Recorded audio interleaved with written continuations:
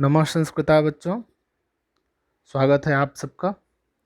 आज हम व्याकरण विधि के आधार पर व्यंजन संधि के बारे में जानेंगे, जो कि कक्षा क्लास 9th और क्लास 10th दोनों के लिए बहुत ही उपयोगी है।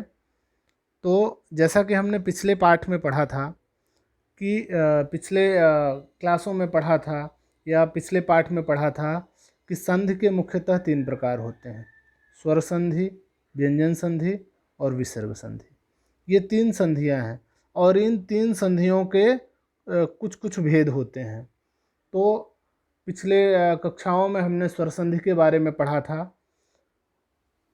अब आज हम व्यंजन संधि के बारे में पढ़ेंगे, जो कि कक्षा 9वीं और 10वीं के लिए अत्यंत महत्वपूर्ण है और कक्षा 9वीं और 10वीं के 9th और 10th के सिलेबस में भी है। तो आइए हम शुरुआत करते हैं व्यंजन संधि के विषय में। आज हम पढ़ेंगे जसत्व संधि, जस्तु संधि। ये पाणिनि के व्याकरण सूत्र झलाम जसो अन्ते, इस सूत्र से होता है और इस सूत्र के विधान से ये संधि होती है, झलाम जसो अन्ते। सूत्र का विवरण समझ लेते हैं। पदांत झल के स्थान पर, मतलब जो पद होता है जहाँ पे संधि होती है उसके अंत में, लास्ट में झल के स्थान पर। अभी झल बताएंगे झल क्या है। तो पदांत झल के स्थान पर जस आदेश होता है।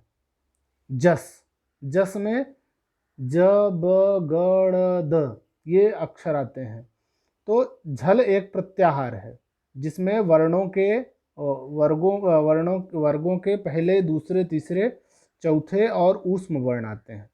अब देखिए झल प्रत्याहार में कौन कौन से वर्ण आते हैं, कौन कौन से अक्षर आते हैं, आप देख रहे होंगे। झ भ ग ढ ध, ज ब ग द, ख फ छ ठ थ, च ट त, क प, श ख, श श, स ह, ये वर्ण आते हैं। ये सारे वर्ण आपके झल प्रत्याहार में आते हैं। तो मतलब ये है कि वर्गों का जो प्रथम, तृतीय, द्वितीय, तृतीय, क, ख, ग और घा, ये हो गया वर्ग का प्रथम, द्वितीय, तृतीय और चतुर्थ वर्ण। इसी तरह से च, छ, ज, झ, ये हो गया प्रथम, द्वितीय, तृतीय, चतुर्थ वर्ण। इसी तरह से ट, ठ, ड, ढ, ये हो गया प्रथम, द्वितीय, तृतीय और चतुर्थ वर्ण। इसी तरह से त, थ, द, ध, ये हो गया प्रथम, द्वितीय, तृतीय और चतुर्थ वर्ण। फिर इसी तरह से प, फ, ब और भा, ये हो गए प्रथम, द्वितीय, तृतीय और चतुर्थ वर्ण। और इसके साथ में स, श, स, हा, ये 4 वर्ण। तो इन वर्णों के सामने जब कोई भी वर्ण आता है, कोई भी स्वर या कोई भी व्यंजन आता है, तो उसके स्थान पर जस आदेश होता है। अब हम जस के बारे में जानेंगे। जस क्या है? तो जस होता है जब गणद, माने वर्गों के तृतीय अक्षर। जो वर्ग होता है, जैसे क वर्ग हो गया, क ख ग घ अंगा, इसमें क वर्ग में 5 वर्ण हैं। इसी तरह से ख वर्ग में च वर्ग में च, छ, ज, झ, ञ, ये 5 वर्ण हो गए। तो इसके प्रथम, द्वितीय, तृतीय और चतुर्थ वर्ण के सामने, माने क ख ग घ या च, छ, ज, झ के सामने जब ये वर्ण आते हैं, तृतीय वर्ण कोई भी स्वर आता है या कोई भी व्यंजन आता है, तो इनको क्या आदेश हो जाता है? जब गणद। जब गणद मतलब वर्गों का तृतीय अक्षर। इसमें देखिए ग, क ख ग ग, तीसरा वर्ण, च छ ज, तीसरा वर्ण, ट ठ ड, तीसरा वर्ण, त थ द, तीसरा वर्ण, और प फ ब, ये तीसरा वर्ण। ये सारे तीसरे वर्ण हैं। तो अब इसको हम इस टेबल के माध्यम से समझते हैं। जैसे च छ ज झ और सा के सामने कोई भी अक्षर आएगा, कोई भी वर्ण या कोई भी व्यंजन या कोई भी स्वर आएगा, तो उसको क्या आदेश हो जाएगा? ज। मतलब च छ ज झ के सामने कोई भी अक्षर आएगा तो उसको ज हो जाएगा। फिर पा फा बा भा के सामने कोई भी वर्ण आएगा तो उसको क्या हो जाएगा, बा। तृतीय वर्ण है ये, वर्ग के तृतीय वर्ण है ये। इसी तरह से क ख ग घ के सामने आएगा तो क ख ग घ का तृतीय वर्ण क्या है, ग। ट ठ ड ढ और श के सामने आएगा तो क्या हो जाएगा, ड। ये भी अपने वर्ग का तृतीय वर्ण है, तृतीय अक्षर है।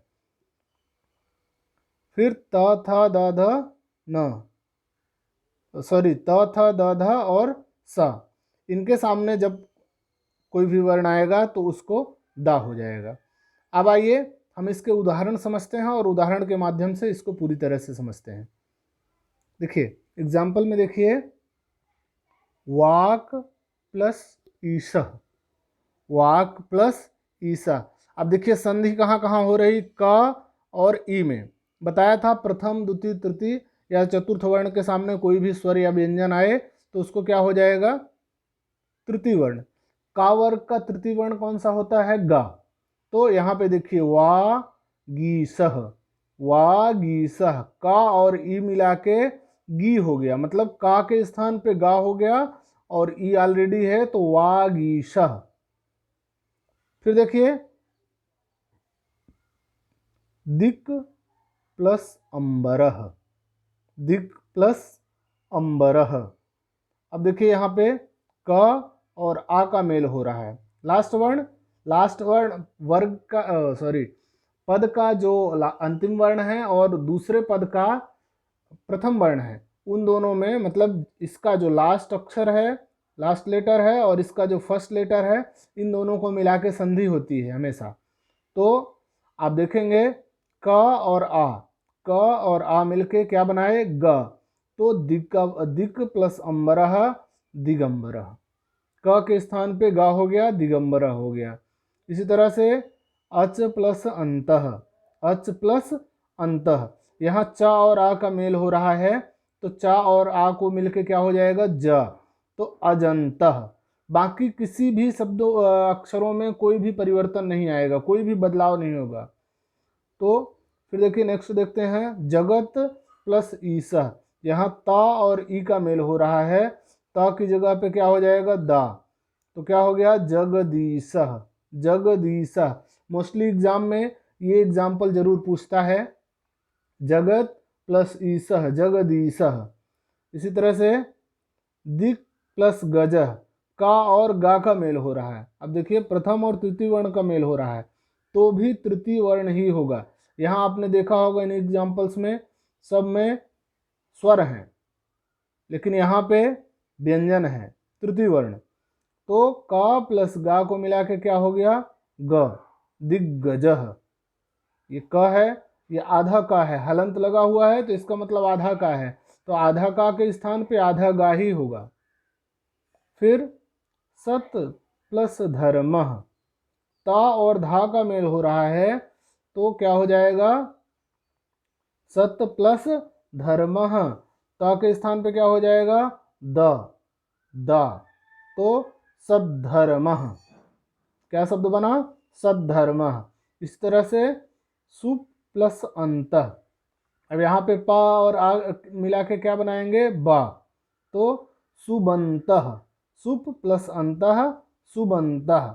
इसी तरह से षट प्लस आननः, टा और आ के मिला के क्या बनाएंगे, ड। तो षडाननः, षडाननः। फिर देखिए तिप प्लस अंतः, पा और आ मिला के क्या बनाएंगे, ब। तो तिबंतः, तीसरा वर्ण ब। फिर महत प्लस दानम, त और आ का मेल हो रहा है, आप देखेंगे सॉरी ता और दा का मेल हो रहा है तो क्या बन जाएगा, दा, महदानम। तो आज हमने सीखा